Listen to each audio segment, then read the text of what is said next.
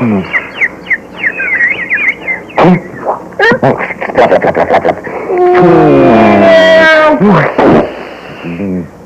very television. Well, I'm watching the tube on a Sunday night, working myself to a bit. I'm sitting here dying of boredom, 'cause I'm tired of the same old shit. Well, I heard the dial higher around channel 33. That's when I found. Lo and behold, there's a new show. It's called what? Hey, Very TV! Yeah! It's got music, it's got comedy, helpful household hints. Never was a show like it, and there ain't been one since. Well, We'll go back to him. Got something to do. I don't know who, but Every Sunday eve, tune in to channel 33 for that Very TV! Yeah! Woo! Au revoir! Au revoir! Au revoir, mes amis, c'est February. Bonsoir, mes amis et messieurs.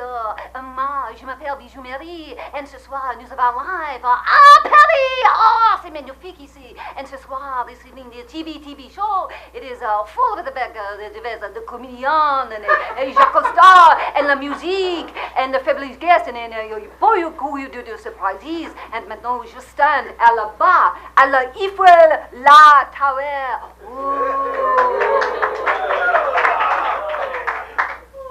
Nous avons dans le Minot, we go to le commercial.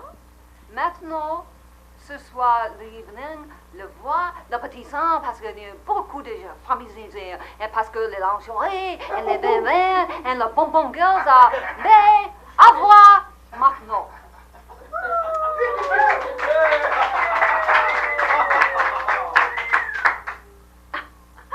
Au revoir.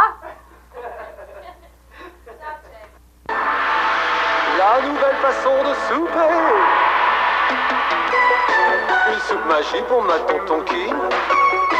Une soupe chinoise pour ma tonkinoise. Magie. Champignons noirs pour ses yeux noirs. Magie. Et vermicelle parce qu'elle est belle. Oui, c'est l'extase.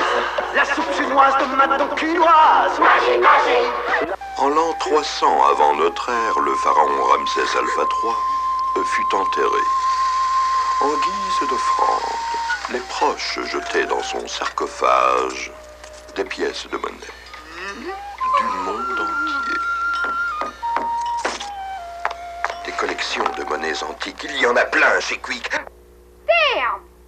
Not another show from France. God, everything this whole week has been France this, France that. So we don't even care about France. I don't understand. God, look at that, more French stuff. There's Willard Scott in France. Everybody's over there in France. Give me a break. Look at the CNN. Everything. How about Disney? France. God, the weather! Look at this, the weather! Look at that! That's France's weather. Shit. Turn on the radio if I had one. Bonsoir, messieurs, dames. Ce soir, je vais parler avec vous de la paix de la France. And to make it easy, I'm going to speak in English. Tonight's show celebrates the 200th anniversary of the French Revolution, which began when the French populace, angry and fed up with the extravagances of the monarchy, stormed and overtook the Bastille, the infamous prison that was in the heart of Paris.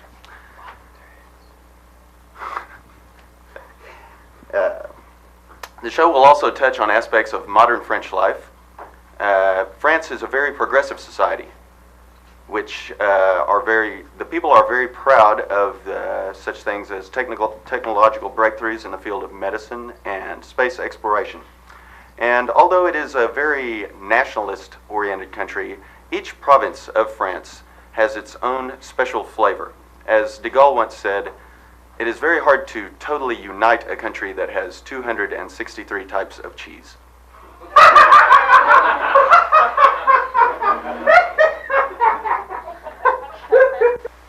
Grosjean, la raclette Grosjean, vous connaissez? Bon, Grosjean, c'est pour les gens, bien sûr, mais tous les gens, hein, même ceux qui s'appellent Pierre, Paul ou Jacques. Et puis Grosjean, ben c'est gros. C'est un gros fromage que se partagent les gens. Tous les gens. Grosjean, de beaux fromages pour tous les gens.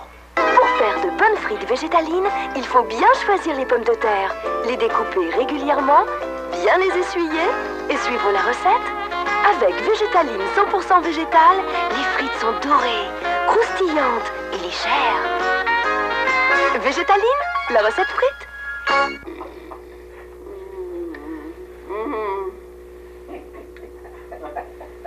Oh my God, it's yet more France stuff. What is this? It's unbelievable. Chronicles from France, too. Everything. Jeez, I can't believe it. What's this guy saying? It looks like what is it, John Davidson, the singer in France? I thought he was dead. He's talking about Roseanne Barr. She's in France. This is incredible. What is it? Pee-wee Herman? Is that Pee-wee? Oh, brother. I mean, I'd give anything for like an old Leave It to Beaver. I am Nicolette, and I would just like to say a few words about welcoming the French to Texas. It is often very difficult for the French to adjust to life here, and the ability of the French to adapt to this culture is increasingly important with moving the headquarters of Peugeot to Austin in the Simicam building. It will be very, very important. We have a lot of French engineers and French auto workers and French maintenance men. Pardon, and anyway, we must make them feel at home. They have many problems adapting here, such as, it's hard to make the transition from the blue cheese to the blue jeans. The little kinds of skull in Copenhagen, they do not fit very well in the tight pockets of the French jeans. And there are many other problems that they're going to have the experience, and it is our duty to make them feel more comfortable here. And one of the most important ways to do that, of course, will be to perfect the French kiss. Many Americans do not know the history behind the French kiss. They do not know that the shape of the famous French bread has something to do with the French kiss. See, this was invented to help the young French schoolgirls in the monasteries perfect the French kiss. You see, the end is like the bunched up lips of the good French lover, and of course, practice on them, and then of course, after she is through practicing, she will perfect the other more important art of French love.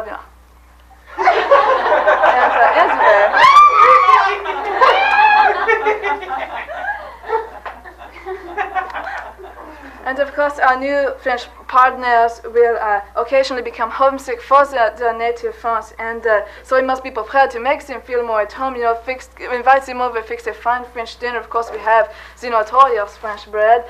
So we have French fries, and the French dressing. Of course, the champagne, but you must always let them be their own champagne. They will bitch about anything that you bring them because they are so distinctive, so picky about the champagne. They will not like anything else. They will say this mouthwash and throw it in your face. And you have a picture of Brigitte Bardot. Of course, you'll be wearing French parfum. A Renault brochure. Perrier, some Inspector Clouseau movies, and the Campbell soup from Paris, Texas.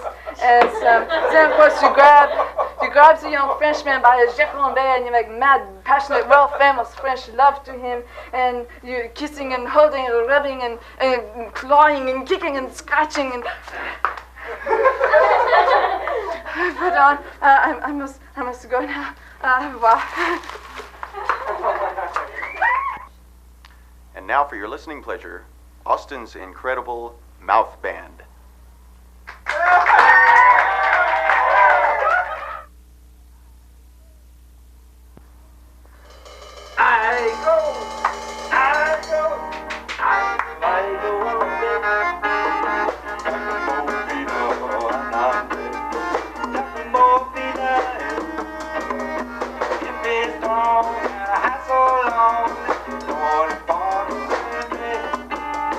What we know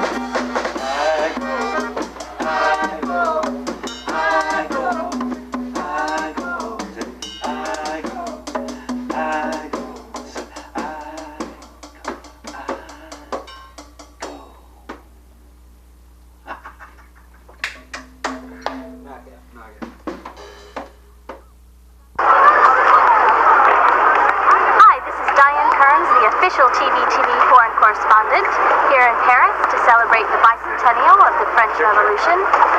First of all, I'd like to thank our viewing audience for sending in those generous donations that allowed me to come to France this summer.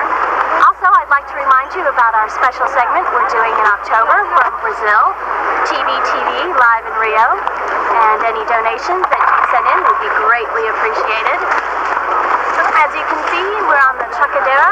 Directly behind me is the Eiffel Tower. What an appropriate place to start our special series in Paris. Unbelievable. Lucy! They've dubbed Lucy! Look at her in French! Oh, wait a minute. I know who's on. I know what time it is. Look. Oprah Winfrey with 3 French whores. I knew it. Insane. Oh, wait a minute. Yeah, look at that. Geraldo with the French Johns. Man. Welcome, my friends, to the second American edition of the Count Roulet's Gourmet Cooking Show, brought to you live via satellite from Paris. My friends, I am so overwhelmed as the viewer response mail from my first show. I would like to take this show to answer some of your questions. Excuse me. Let us begin. Count Roulet. In the program, you showed us that the pig sniffs out the truffles and digs them up. Can we train our coon dog to find the truffles? Don't you think that dog spit is cleaner than the pig spit? Signed, Mr. Hatfield, Hootenholler, Tennessee. This is stupid. No, the coon dog is no good. And we beat the truffle from the pig mouth before they get very much spit on it. And every Frenchman prefers the taste of pig spit anyway. I hope your dog is run over by a truck, Hootenholler. Let us continue. Here we have one from the Lone Star State, Texas, where they eat a lot of Mexican food. Let us see what we have. Dear Count Roulet, your recipe for goose liver pate looked wonderful. However, the ducks and geese on Town Lake are protected, but we have a lot of stray cats running the streets. Will this work? Signed, the guys at Salvation Army Post number 3, Austin, Texas. This is another stupid insult. Every Frenchman knows the only edible part of the cat is the brain. Texas, I'm gonna send you a plane ticket. You go to Hootenholler, Tennessee. You scrape the dead dog up, and I give you a recipe for dead dog chili. Take that, Texas. Stupid Americans, the gastronomical pit of the world. Your only contribution to the world food lottery is the hot dog in the McDonald's. This is terrible, terrible. Dear Count Roulet, your recipe for goose liver pate gave me gas. Does your family own the Rolaids factory? Is that where your recipe stinks? Signed, Jack Lipschitz of Brooklyn, New York. Listen to me, Lipschitz. The only thing that stinks is your filthy Brooklyn air. And as for the connection between myself and the Rolaids factory, well, I do not want you to answer that. I deny any implication, even if it is true. How many Cody Island dogs did you eat last week, Lipschitz? Americans. The next letter. Dear Count Rolaids, last week you kept sniffing the powder from the little box. Is it cocaine? And do you have a recipe for edible crack? Signed, Jose Escobar, Miami, Florida. Listen, you typical American drug addict. I use my snuff daily after my jog through the Parisian sewers, the height of sanitation, something you filthy Americans have no concept of. I bet your wife does not even know how to use a bidet. Eat her crack, American, the brown one. Filthy Americans, coon dogs, hot dogs, stray cats, and crack. It sounds like an American rock and roll tune. This is the last one I have time for. Oh my goodness, what do I have here? Ooh, my dearest Count Rolaids, I want a recipe for edible sex lubricants. I sent this picture of my private parts to inspire you. Signed, the farmer's daughter, Lawrence, Kansas. Naughty, naughty farmer's daughter. Voulez-vous accoucher avec moi? Oh, I will give you private instructions in my very own edible sex sauce. I will send the plane ticket direct to you in Kansas. And that is all we have time for. This is Count Rolaids saying Vive la France and Bon Appetit, filthy Americans.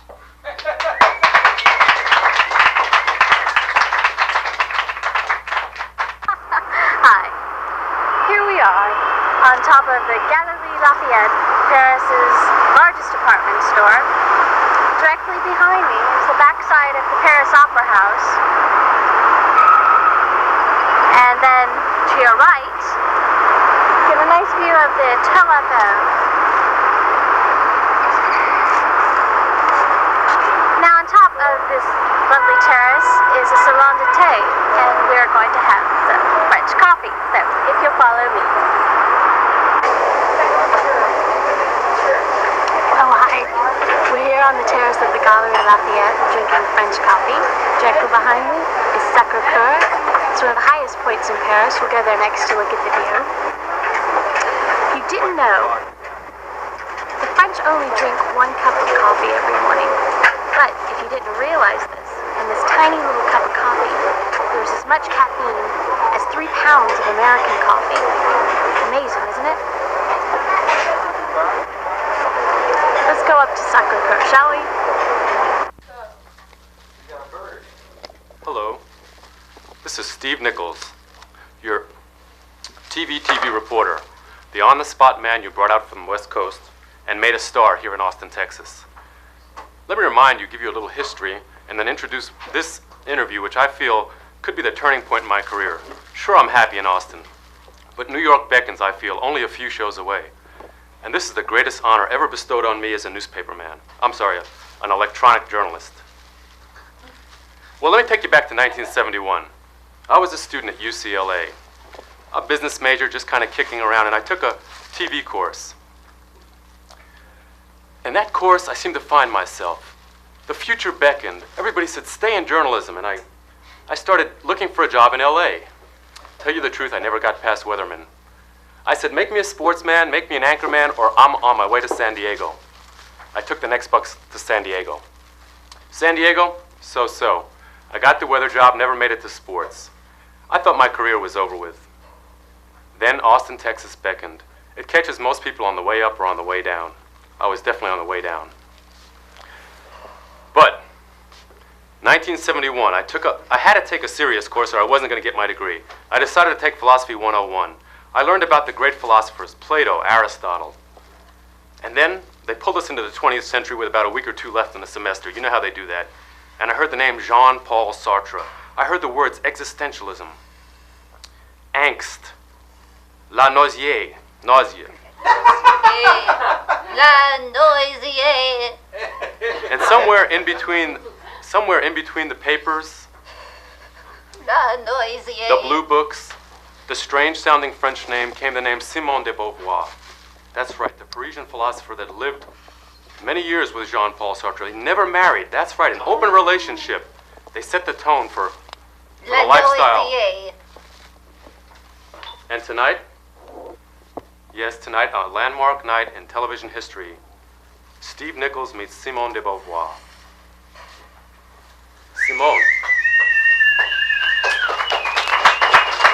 I carry this tattered copy of your great book, The Second Sex, everywhere I go. C'est bon.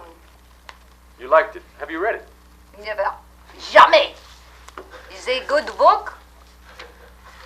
Let me ask you a question. Can I get up close and personal? Please. You and Jean-Paul had what we now call an open relationship. Oui. Très open. Well, how did it work? I mean...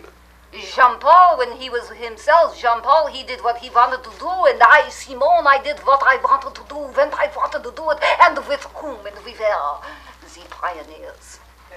Yes, but why the plastic gloves? Did you do it with too many people? Perhaps. Perhaps I am only being contemporary and protecting myself, because not only is there a sex, there is la troisième sexe, the third, and the quatrième sexe, and la fifth sex. I have done it with all them. So I protect myself now. Il faut faire attention. So you haven't slowed down a bit, I don't guess. Not at all. Isn't that Jean-Paul was just, how you say, he was a man of great head, but there are other things in bed than a big head. Wait a minute, can I quote you? You said something here about Jean-Paul? Jean-Paul. Head in bed?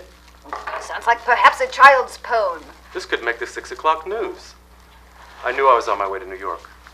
It is a trashy city, New York. You are all overrating that city. Paris, all right, but New York, it is trash. Can I give you a quote from your book and have you explain it to me? Oh, please. Many people want to know what this book means. For those of you at home that have your books out, page 269. The superiority of the male is indeed overwhelming. Perseus, Hercules, David, Achilles, Lancelot, the old French warriors, de Ghislain and Bayard, Napoleon, so many men for one Joan of Arc. When I was that Joan, I had them all. Wow. Can I give you another quote? Please. More quotes? Those were all nicknames I had for the little sailors.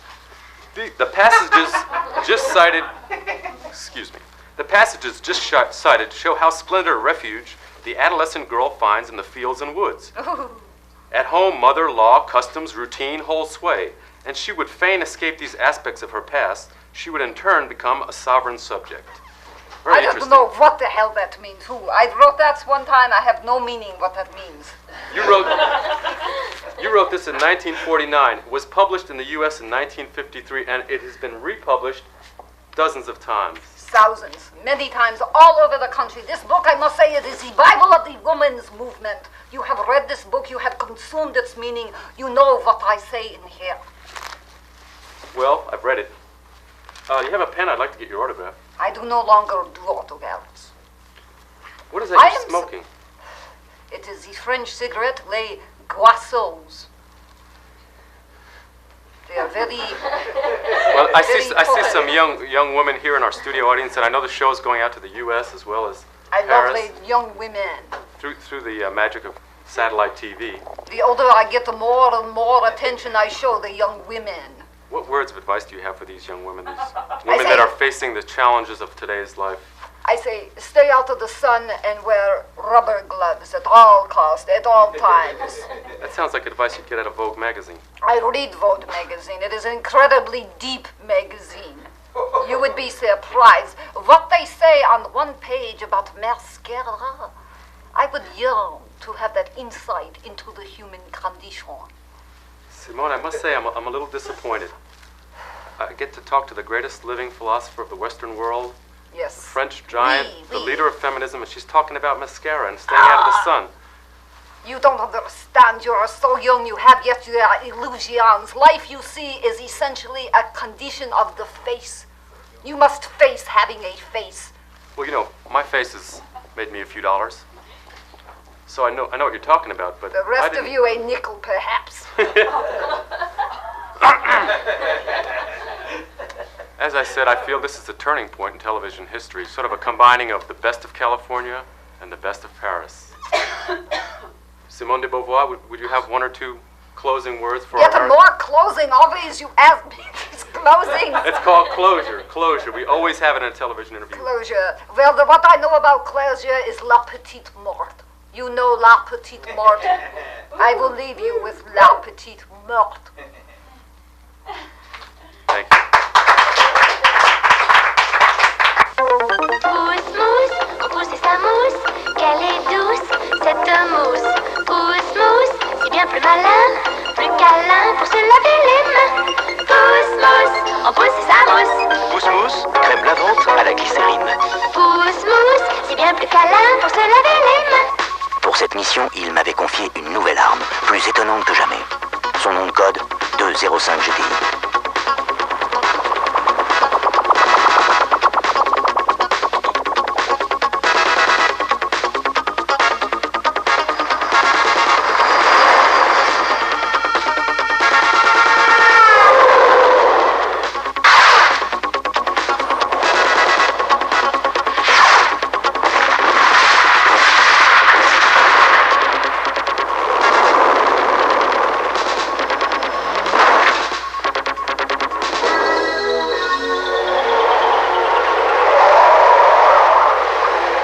Enfin trouvé la partenaire idéale.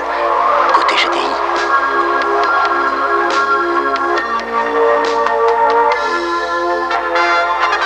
And now, one of France's most well-known personalities, Monsieur Jacques Cousteau.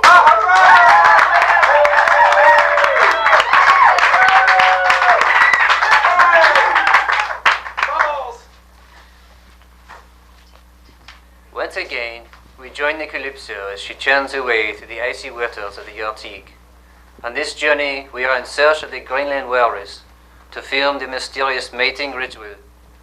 The mating ritual of the walrus is both luring and sensual, and many men of the Calypso become aroused.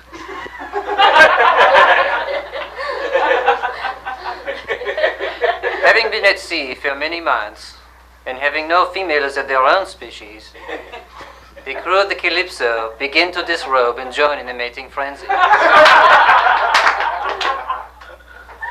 Jean-Paul finds himself a young female and begins to snuggle up to her. Unfortunately for Jean-Paul, he is not as large as a male walrus and quickly falls out of favor with her. Pierre comes across an unfortunate juvenile female who was smothered in a mass exodus of walrus only moments before we arrived. Her body is still warm, and in a fit of necrophilia, he begins to mount her.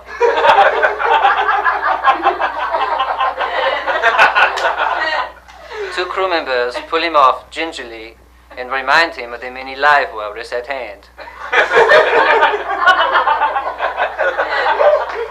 As the day draws to a close, the crew of the Calypso are unwilling to give up their newly found passions. And so, the walrus and men of the Calypso make way for another exciting adventure with the elephant seal. Join us next week for the conclusion of Sodomy in the Arctic.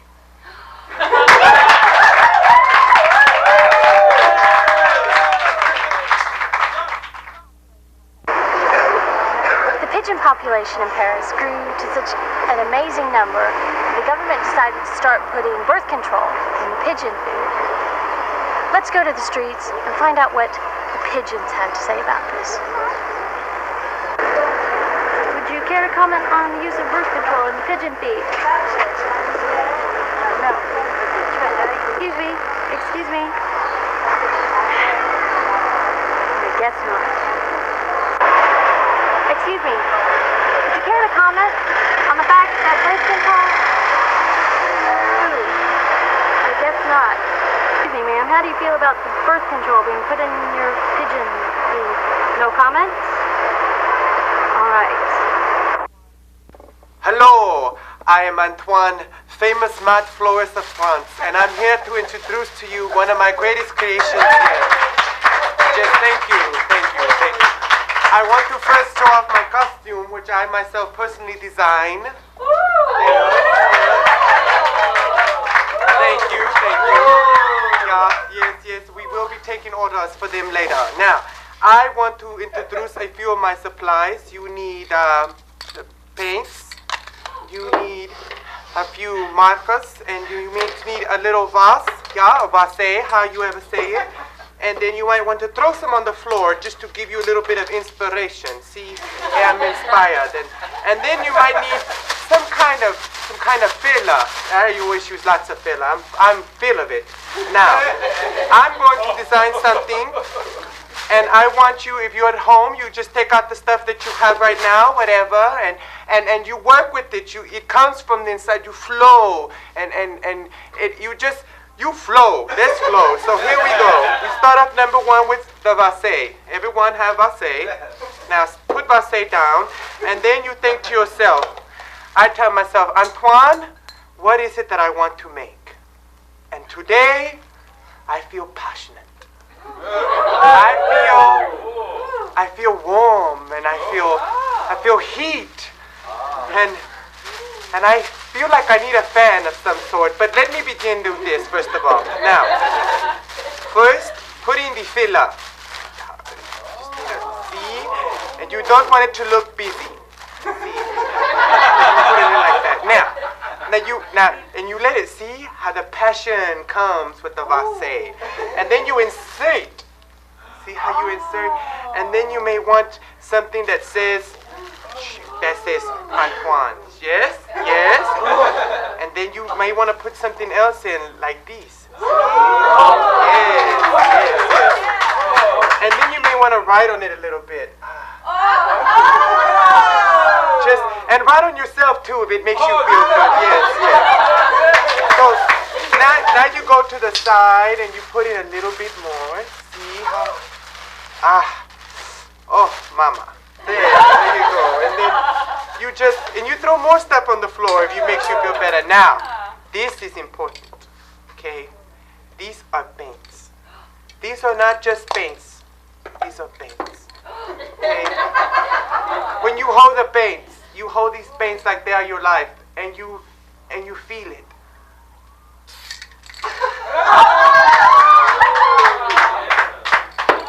And I think it needs a little bit of yellow.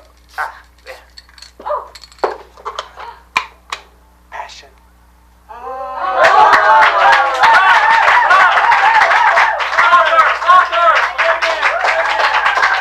And next week, we talk more. This is Antoine live from Paris. Au revoir.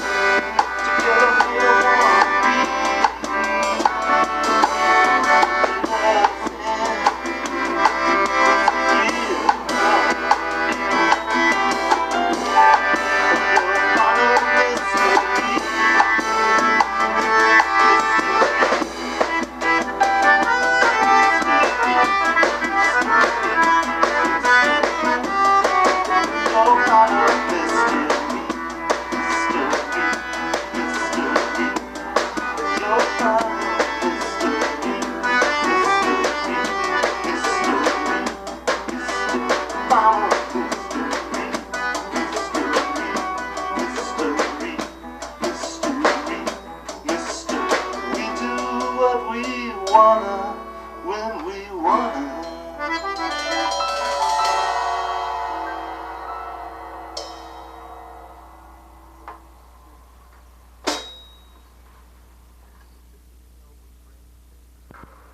you know we French invented the French fry? We. It was not a conspiracy between Ronald McDonald, who was not in the Revolution, and Western Oil, but a carefully controlled experiment to see would people who ate greasy potatoes wear silly red, white, and blue fashions.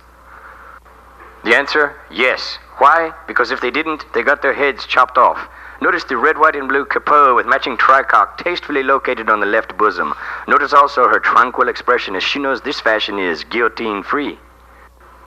In fact, any household object that was colored red, white, and blue became a virtual symbol for the revolution. Her husband gives us the male version of the same fashion wear. This tricolored wig replaced the powdered wig. And once again, I must point out, Ronald McDonald was not, repeat, not in the revolution. Here we have the matching hat, the rage in the cities where heads rolled daily. But for those who lived in the rural districts, another fashion reigned. That is the flame-red Jack and the Beanstalk look, preferred by those men close to the soil and who worked the earth. It also worked as a pretty good scarecrow. After a time, our carnal passions turned from violent revolution to the sexual revolution. Now fashion, though still red, white, and blue, is made of latex and comes on a keyring in the shape of a helping hand. Condoms made for the French sport of backseat lovemaking. Lovemaking is so important to us, we now have the French national condom in which we have collected semen from every able-bodied man in France. As a tribute to our new relations with our former North African possessions, we let this Algerian man take up the collections and guard this symbol of French virility and fecundity with his life. And lastly, we have Fifi, the quintessential French poodle and symbol of the new revolution. After Brigitte Bardot pinned her revolutionary rights of animals, the new symbol became hand-dog puppets. Unfortunately, we had to kill and skin the real Fifi to get the duplicates exactly right. Here we have the original Fifi, reanimated by Brigitte Bardot's cousin. And that is France, from the birth of the French fry, to the rights of man, to the rights of animals. And now, France's foremost authority on wine, Jean-Pierre.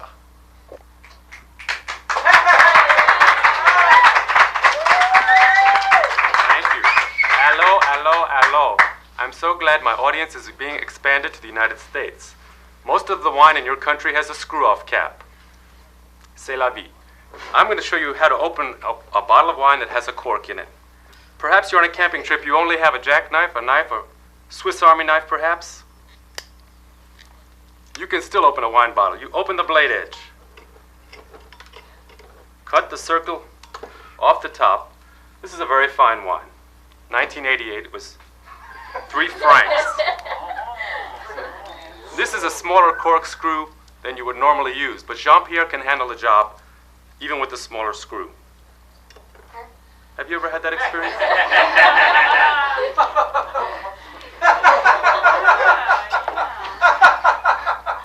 We must adapt. With the smaller screw, we have nothing to get leverage with. We use our own body for leverage. Voila! So you see, wine drinking is not so difficult.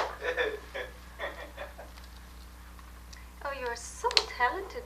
For that, you get a little wine, my dear. Ooh, such a good man. Try these, my dears. The bouquet? No. It's not my favorite. I'd much rather have a fruitier wine, no? I wanted a Chablis. Girls, you're whining again.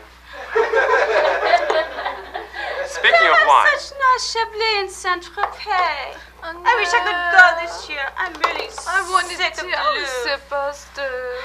I'm so tired of this every summer. Vacations, Saint-Tropez, what do I look like? I make a couple of $100 a week with this show. You haven't given me a new Peugeot in at least 6 months? You know how much it costs to buy this kind of outfit again? I do my French holiday. You're sounding like my wife more and more all the time. Your what? She's an old French wine. 1926. You have a wife? Oh, I don't know what I'm going to do with you. How do you think she felt when she found out about you two? You told her about us? You said you'd take us all to Miami anyway. I want to go to Miami. Well, do we not get to go to Miami? Smell first, get the full bouquet, and then swirl in the mouth. Bouquet. Well, when was the last time I got you flowers? I didn't get any. No flowers. I haven't got flowers in a week. I haven't got flowers in a week. I actually have 3 wines tonight. Yeah, you got her flowers and not me. This is a 58 Robin, Which one? and this is a 64 Lisa. Wine like this, you only get from France.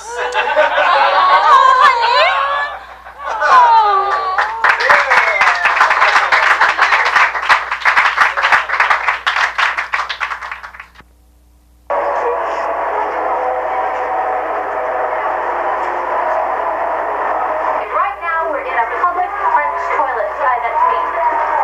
It's absolutely amazing. Check out, they've got music, cute little coat rack. And here we have the actual toilet. Pretty amazing, isn't it? Here we have some quality paper here. One ply. Isn't this great? It's like high tech. Okay, after each person goes to the bathroom here, this entire stall is washed out with water. Just in case you get some old grandpa in here before you. You know what I mean? Here we have the ball again. Time to go home.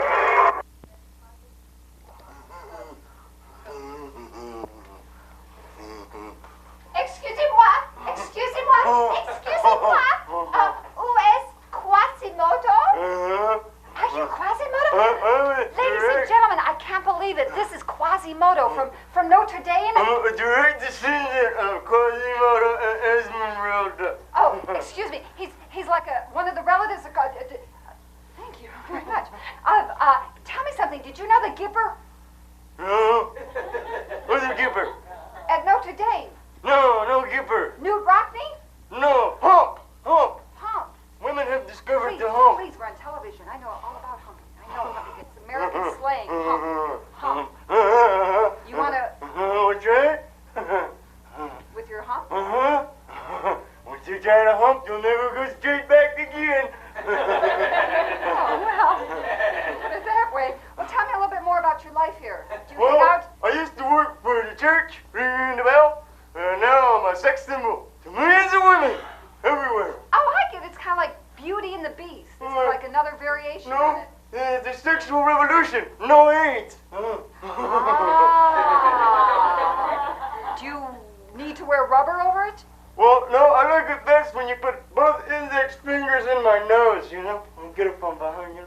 Oh, I see. Ladies and gentlemen, I apologize if any of your children are home watching this. I had no idea. I suspected it was Quasimodo. I didn't know he had become such a lurid sex star. And now we had better go to Willard Scott. I have an aerobics class.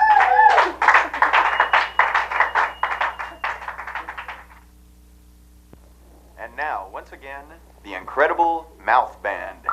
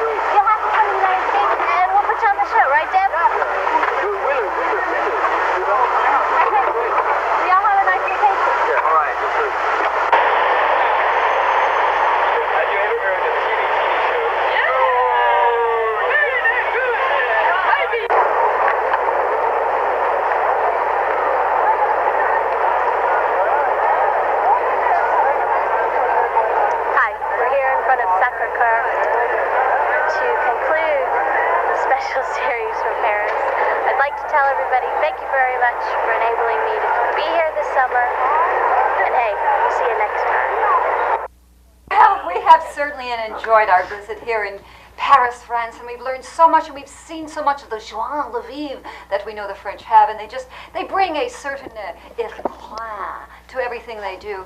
And as you know, they are famous for having invented the demi-tasse. And if you do visit France, it's important that you understand how they brew their coffee there, because it's quite a bit different than American coffee, so I thought I'd show you what they do. The first thing you really need to know is that you won't be doing this, because this is your basic French kitchen, and you as an American had better not be in it. So we'll just pretend that I am a French homemaker and you are my American guest. So I'm in the kitchen and I have brewed the little water, and I have the coffee filter ready, and they do like glass cups to drink out of, because they love to see the clarity of that which they are drinking, unlike us in America we don't have such pure water anymore.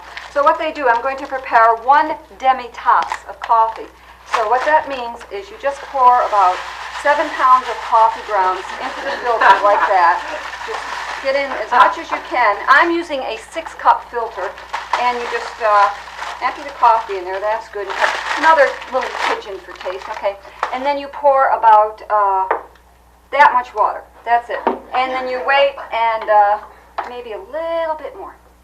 There we go. And that will be an incredibly stunning brew. 1 cup of this, and you won't sleep for a month. And you notice the French are very wired-up people. Now, another thing that the French are very, very famous for are their desserts. We say desserts, but the French say desserts.